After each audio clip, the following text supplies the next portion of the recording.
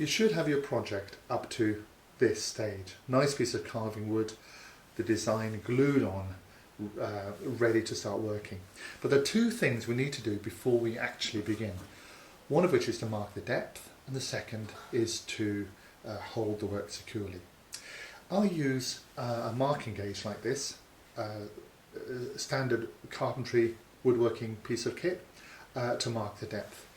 So just run along the outside to something like 1/8 of an inch, 3/16, 3 to 4 mil. That's as deep as we need to go in this case.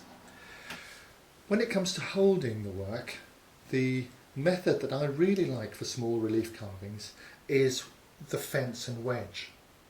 You can see I have little fences of wood all the way around the carving, and I have wedges that come in and out and allow the wood to be released so that I can turn it around and put it back in again.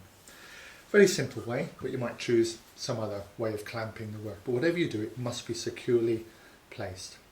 It mustn't move while we're carving. So mark the depth, make sure you can hold your wood, and then we're ready to get carving. Cheers.